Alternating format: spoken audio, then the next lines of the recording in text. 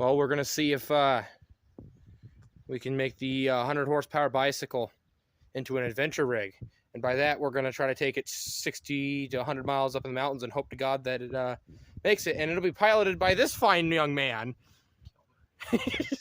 He's looking very forward to this. He doesn't express it. Spring. We don't need a spring. It'll be fine. We make the best motorcycles. So yeah, we are going to see how this does. Okay, so we've gone. So we've gone what? 5 miles, Give or take. 5 miles. And the first major problem has happened with the 100 horsepower bicycle. Our spare oil, 2-stroke oil, has been punctured. Non-spare. And it is all over the floor and the ground. The good news is our chain is lubricated. Bad news is I might be taking the KLR back to town to get 2-stroke when this inevitably runs out. But otherwise, it's doing fine. We got off of the gravel section, and it's held up thus far.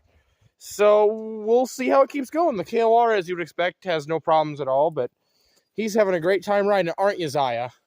Yeah!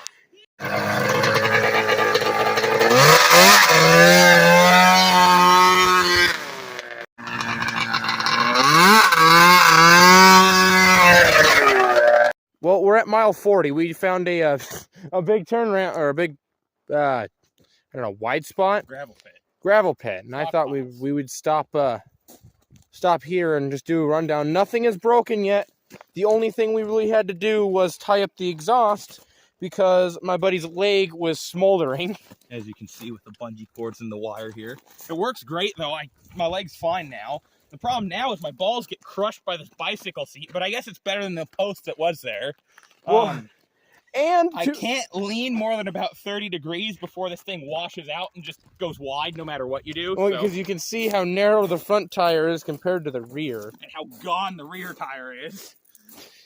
But all in all, it has not really given us many issues. The frame is holding up by some miracle. Somehow we're not out of gas.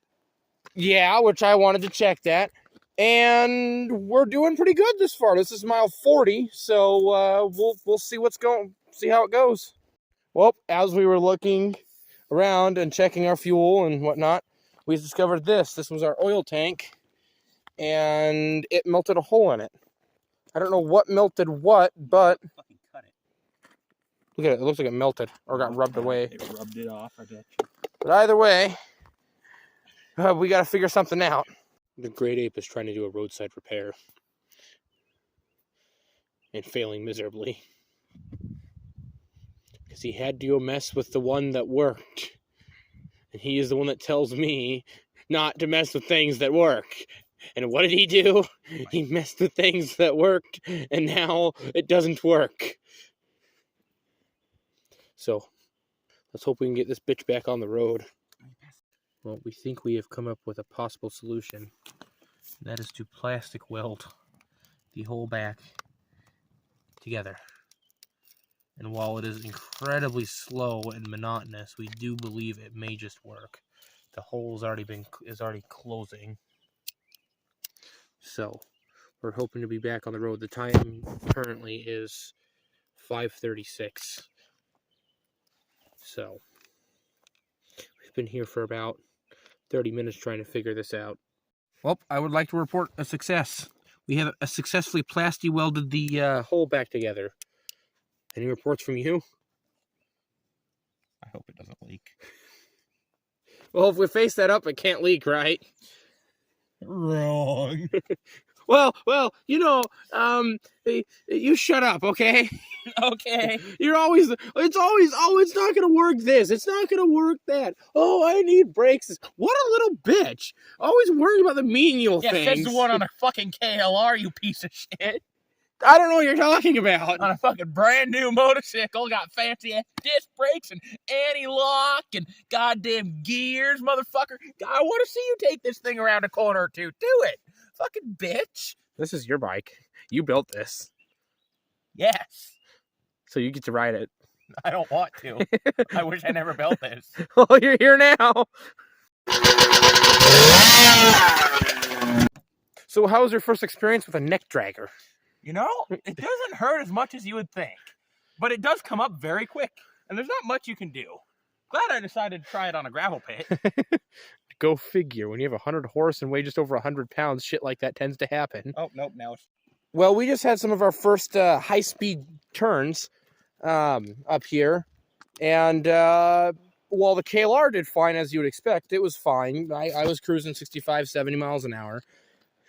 This man was cruising well in excess of 70 miles an hour. And what's your take on it? Fucking shit my pants.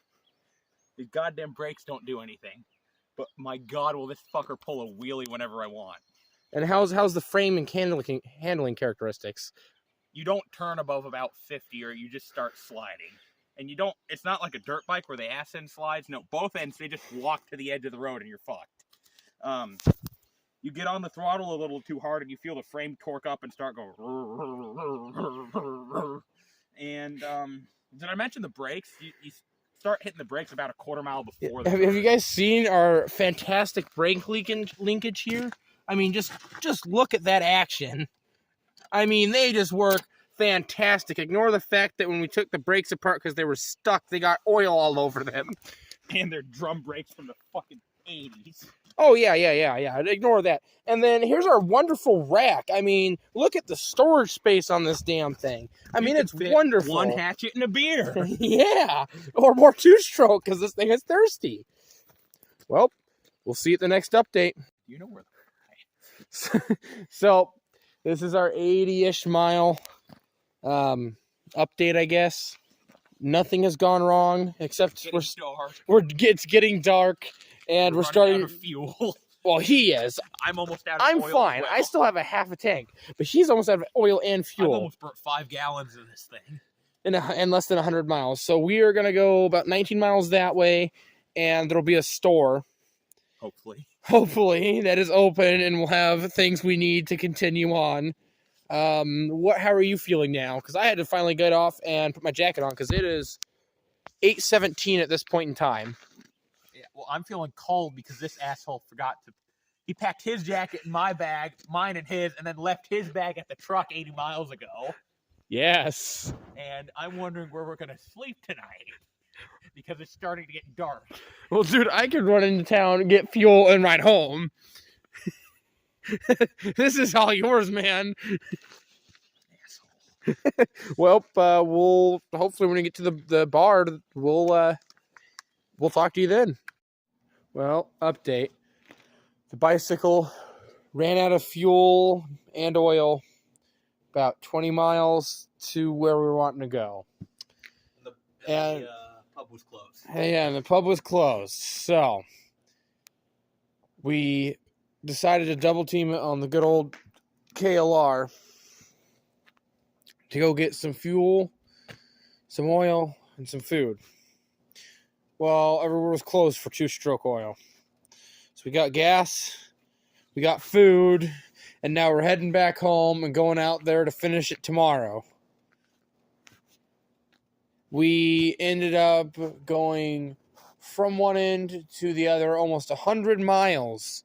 Just shy of 100 miles, the bicycle made it, and did not break to this day. It just ran out of fuel, and mainly two-cycle oil. And the drive home, because now that it's almost 11 o'clock at night, it's about 40 degrees outside, and this guy forgot a jacket. So he's freezing, and it just drove him to drinking. You have anything to say about this? About your experience? It sucks. Well, here we are at about 9 o'clock. We stashed... AM now. Yeah, AM. We stashed this in the bushes overnight because it ran out of... Well, we had fuel, but it ran out of two-cycle oil because our spare oil got punctured and leaked all over the ground.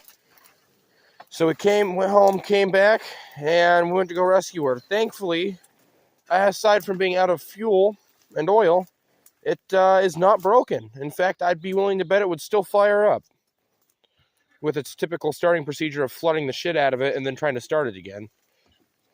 So, yeah, here we are at about the 100-mile marker, and she made it.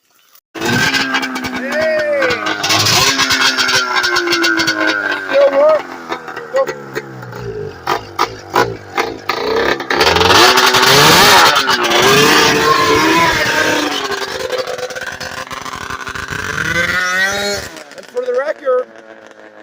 still works. She could go for 100 more miles.